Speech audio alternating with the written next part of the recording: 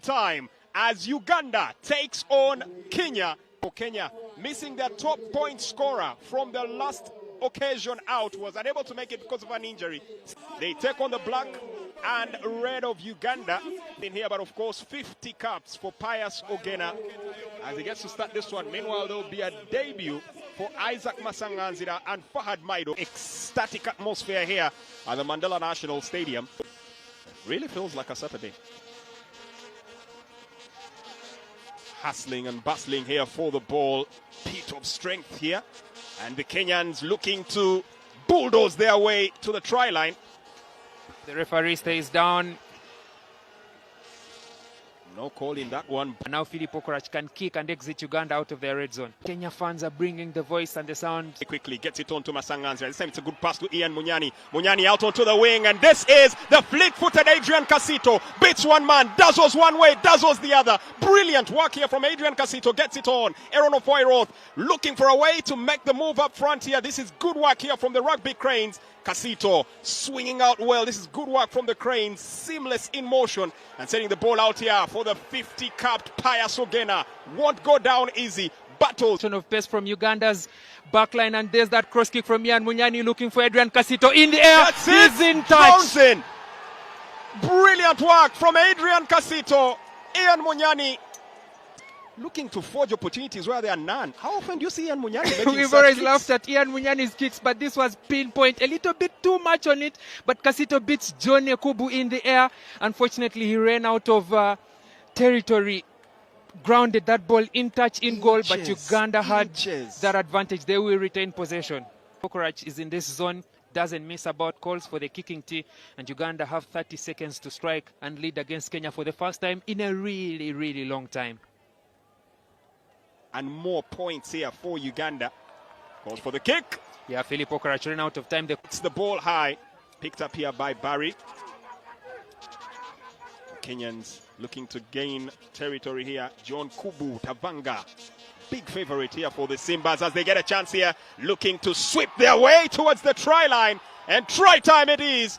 The Simbas draw first blood.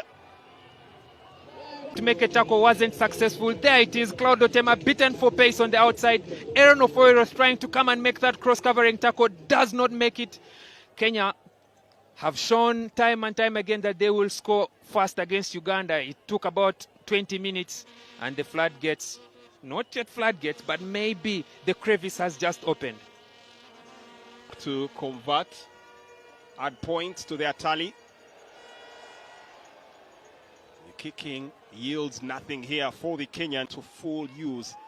Send the ball in motion. Kubu looked for support. It was slow in coming, but ultimately the break is complete, and Barry Robson Young with try number 2 of the game. And uses around the squad. Look at that quick ball out. John Kubu holds the defense, combines 3 players in that one move, and Barry Young had an overlap to use. Adrian Casito not able to touch him, and Barry Young just jogs it under the uprights for the second try of the game. Uganda not able to fold on defense on the outside.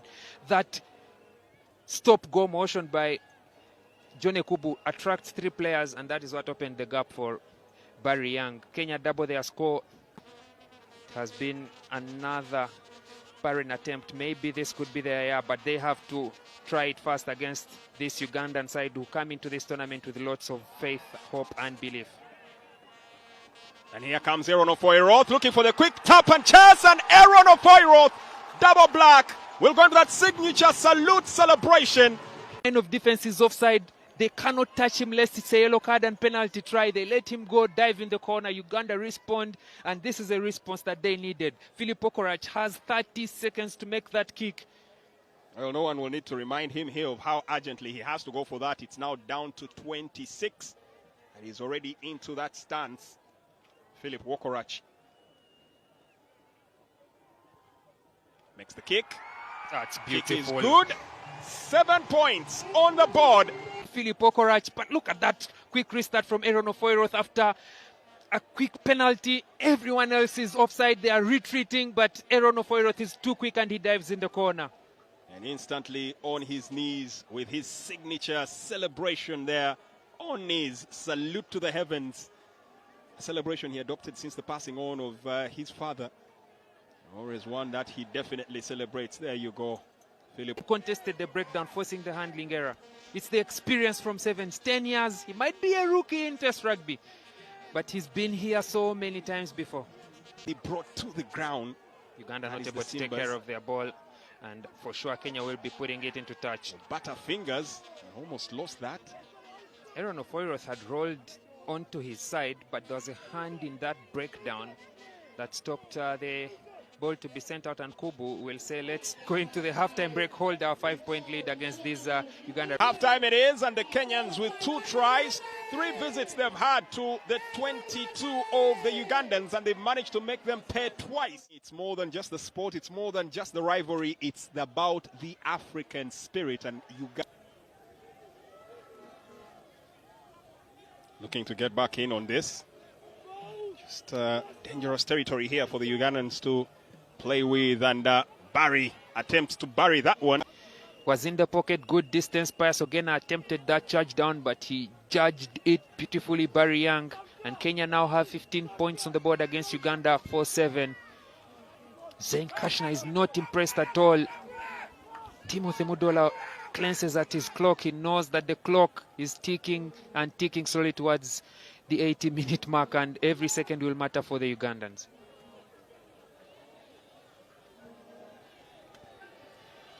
On the hustle now, back into real fray here, trying to dig open. The Ugandans still looking like they are a bit looking like they are still a bit held up here. Just can't find their way to open up this one. It looks like there might be a change in...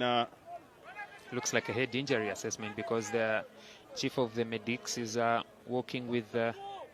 Patrick Sabatia. Working with him to the medical area. Forced change early in this second half. Ernest Kukeobat is the man that comes in. Predictable, but still the Kenyans managed to get it worked out now. Going into the acceleration. Griffin finding himself caught into traffic there. The Simbas looking to keep the Ugandans at bay. Best form of defense is attack, and attack they keep piling on in droves. Out on the flank, can he generate enough pace to get himself past the pack of the Ugandan players that have quickly mounted in and surrounded? That is the captain. Now good hold up here, they'll need to close him down, and Liam Walker, last line of defense. Ball situation here as Blair Ainembabazi and Sol Chivumbi are introduced into the game, taking the place of Wycliffe Santos Senteza and Fahad Maido. Mismatch out there on the right. The Ugandans will have to quickly galvanize themselves. So close. Tries good. The two changes rather at the front row came in at the wrong time. I must say Uganda were under pressure. Blair Ainembabazi were swept in that scrum, and from there on it was advantage Kenya. They plugged away, won the ball in the scrum. That turnover play kept Uganda on the back foot, and they forced the situation with the try. Should be Andy Kolo Molo with the score. We'll take another look at it.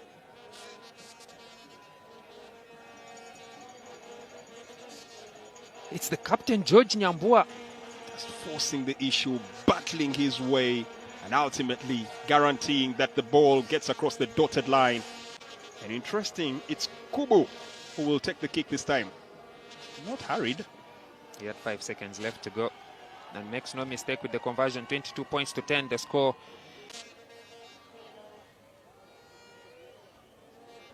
Oh, Kenyan organizing that line out pretty well and breezing through. That is butter, hot knife through butter. Brilliant stuff here. Just waltzing his way through. Griffin Cho has been threatening, has been probing, and now puts a dagger in the Ugandan hopes. The line, it committed all the forwards in there. Pius Ogena is up. Edward Emiemu bites on the number 9, and the gap opened because the forwards were in that line out. That gap between the forwards and those who are not in the line out is what Griffin Shaw has slid through. And right now, the alarm bells are ringing for Uganda. Well, the wheels are coming off. They need to find a way to get back into this one. And at the moment, effort to make that tackle. Or maybe Griffin Shaw was simply too quick, too fast for him. 29-10. In his own in-goal area, so it's going to be a goal line dropout for Uganda. As the fans looking pretty nervous, a couple of nail-biting moments here for them. Looking desperately for in there, shot 20. That is the skipper for the Sevens. The ball is released out onto the flat. Good intercept. And then Timothy Kisiga is off his mark. He is heavily chest down. Does he have support? Timothy Kisiga on a long busting run. Goes past his marker. Timothy Kisiga goes down, back up, gets the ball into the 22. Now Uganda were looking for something like that. They got the advantage. Kenya players playing Ian Munyani from an offside position. Now send it out through the hands. Aredo for Opio to Alex Aturinda. The Sevens players in open space. Philip Okorach sidestep. And now he's on. Puts his marker down. And Philip Okorach. Try time for the Rugby Cranes. That is the moment. Snatches the ball. Runs for pace. Chisiga from the Sevens. Outpaces the number 9, and then of course through the hands Aredo, the long ball out bounces in front of Julius Opio. He picks it up for Alex Aturinda, the Sevens captain, on to Philip Okorach, the Sevens star from India.